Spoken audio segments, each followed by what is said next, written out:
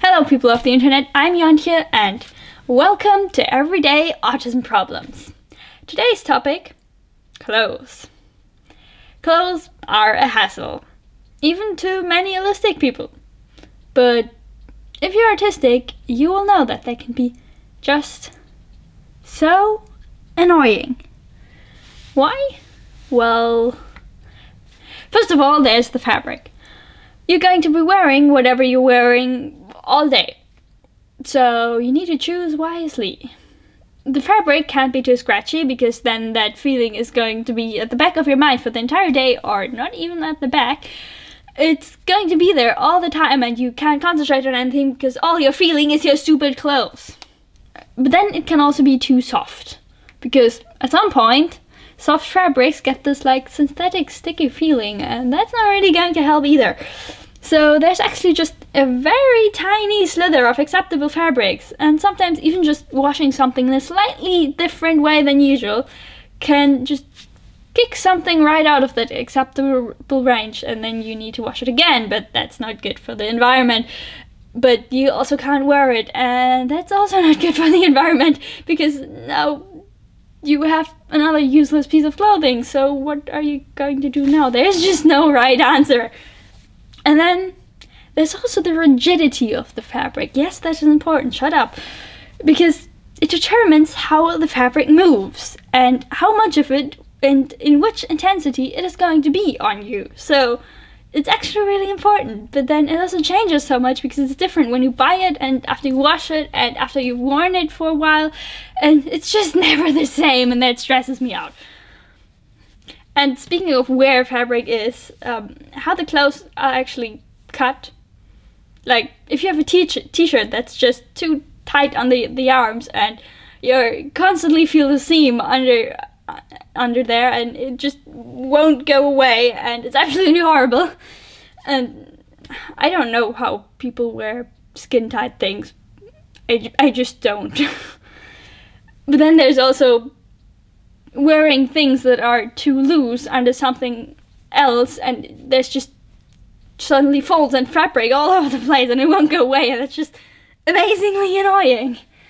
But the only solution to that is to wear tight things as the inner layer instead, but that isn't an option either because they're too tight. So in the end, there's only very specific combinations that can actually be made if, you ever get cold. And you need to know very exactly what you're going to be wearing and what the weather is going to be like, etc. Because there's only one combination of clothes that you can actually wear, and just how am I supposed to get out of the house in time if there's so much considerations to make? And also, too short sleeves are terrifying and too cold.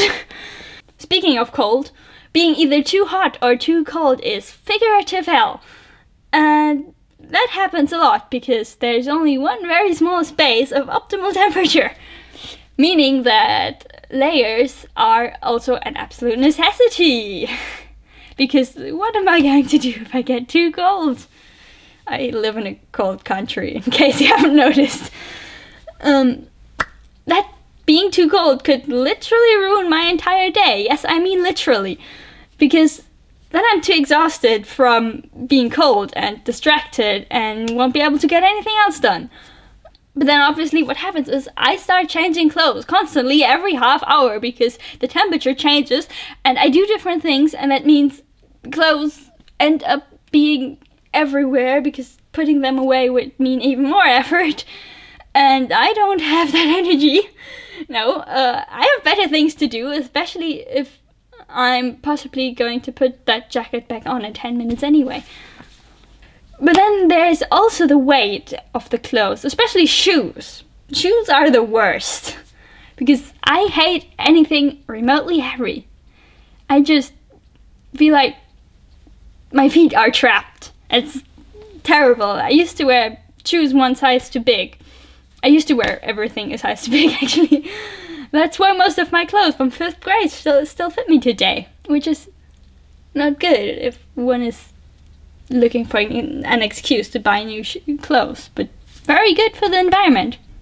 So I hope that from this list, brand, whatever, you have found something to relate to or learned something new about what it's like to be autistic, or at the very least, I've managed to mildly amuse you. Yep, the video's over. On to the boring stuff. Meaning me annoyingly groveling about you subscribing and liking, even though you probably don't even have a YouTube account. In that case, you can also just watch more of my videos. That'd be lovely. Because it tells the YouTube algorithm that you enjoy my videos. And in turn, it will recommend them to more people. But just in case you do have an account, I would much appreciate it if you did subscribe and leave a like or a comment. It can't just be a smiley. Seriously, go put a smiley in the comments. In turn, I will try, attempt, and possibly even succeed to deliver a video to your figurative doorstep every Friday. Either way, I hope to see you again next Friday. Bye!